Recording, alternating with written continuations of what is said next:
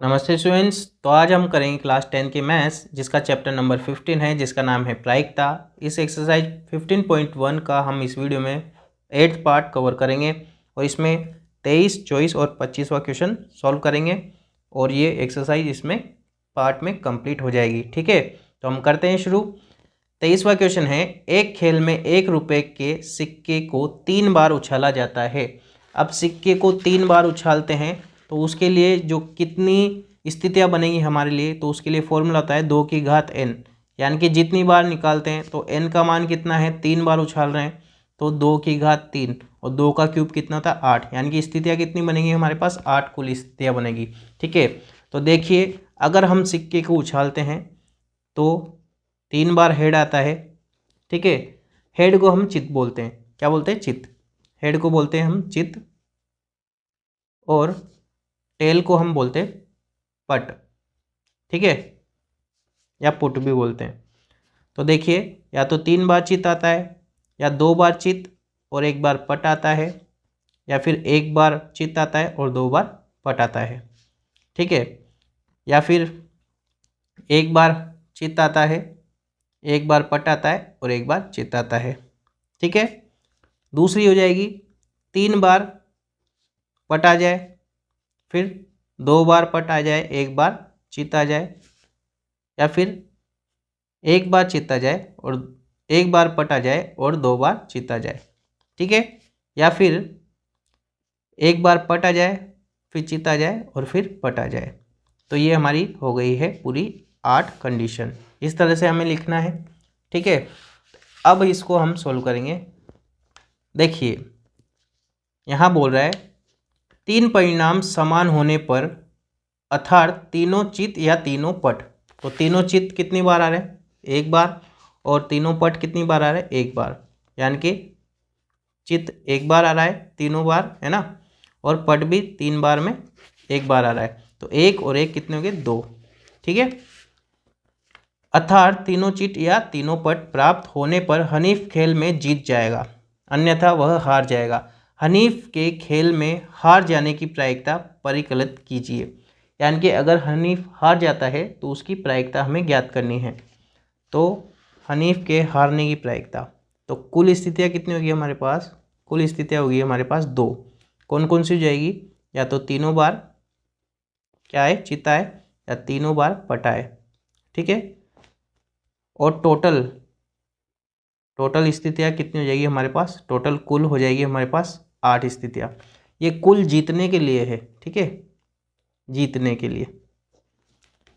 तो देखो जीतने के लिए कुल स्थितियाँ 2 हो जाएगी और टोटल कितनी है? 8 है, तो हम निकाल लेंगे। ठीक है, हनीफ के हारने की प्रायिकता, हनीफ के खेल हारने की प्रायिकता, हारने की प्रायिकता, तो क्या हो जाएगा? कब हारेगा वो? जब कितनी 6 परिणाम उसके दूसरे आए और टोटल कितने हैं? 8 परिणाम। क्योंकि 2 प्रायिकता ऐसी है जिसमें जीत सकता है, तो हारने के लिए कितनी हो जाएगी? हारने के लिए 8 में से 2 हम घटा देंगे तो कितना हो जाएगा? 6। यानी कि 6 स्थितियाँ ऐसी है जिसमें वो हार जाएगा। तो हारने की जो कुल स्थितियाँ है बटा कुल स्थितियाँ, हारने की कुल स्थितियाँ कितनी है? 6 है, और बटा कुल स्थितियाँ कितनी? 8 है। 2 के पहाड़े से कट जाएगा 3 बार और 2 के पहाड़े से कट जाएगा 4 बार। तो क्या ही जाएगी हमारी प्रायिकता? 3/4 आ जाएगी। ठीक है, इस क्वेश्चन को दूसरे मेथड से भी कर सकते हैं। एक मेथड और है, यहाँ लिख देंगे जीतने की प्रायिकता, जीतने की प्रायिकता कितनी है? 2 बटा कुल प्रायिकता कितनी है? 8। कट जाएगा 1 बार, ये 4 बार 2 के पहाड़े से कितनी हो जाएगी? 1/4। अब हारने के लिए हारने की प्रायिकता, ठीक है, तो इसके लिए क्या होता है? 1 में से जीतने की प्रायिकता को माइनस कर देंगे, तो जीतने की कितनी? 1/4। एलसीएम लेंगे यहाँ पर तो कितना आएगा हमारे पास? 3/4। ये मेथड भी हम लगा सकते हैं। ठीक है, दोनों इजी है, कोई सा भी मेथड जो आपको ठीक लगे वो लगा सकते हो। अगला है 24वां क्वेश्चन। एक पासे को 2 बार फेंका जाता है, इसकी क्या प्रायिकता है कि पासे में 5 किसी भी बार में नहीं आएगा? तो पासे को 2 बार फेंकते हैं तो हमारे पास कुल 36 स्थितियाँ बनती है। ठीक है, अब वो बोल रहा है कि 5 आने की प्रायिकता कितनी है, पहले तो ये देखेंगे हम। तो देखो 5 आ रहा है, 1 2 3 4 5 6 बार ये आ रहा है। तो 1 2 3 4 5, क्योंकि ये तो गिन लिया, और ये 6 कितनी बार आ रहा है हमारे पास 5, कितनी बार आ रहा है 5 कुल हमारे पास 11 बार आ रहा है, क्योंकि यहाँ पर डबल बार नहीं, कम से कम एक बार के लिए बोल रहा है, तो डबल बार के लिए हम इसको नहीं गिनेंगे। तो कितनी बार, 11 बार हमारे पास 5 आ रहा है, ठीक है, 11 बार। तो देखिए अब हम क्या करेंगे, इसमें 5 किसी भी बार में नहीं आएगा और एक कम से कम एक बार में आएगा, तो पहले इसको निकालेंगे हम। तो 5 कम से कम एक बार कितनी बार आ रहा है, 5 आने के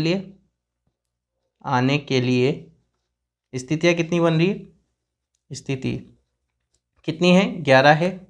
तो अब हम प्रायिकता निकालेंगे, पीई बराबर स्थितियाँ कितनी है, 11 बटा कुल कितनी होगी, जब दो पासे फेंकेंगे तो कुल स्थितियाँ हो जाएगी हमारे पास, कुल स्थिति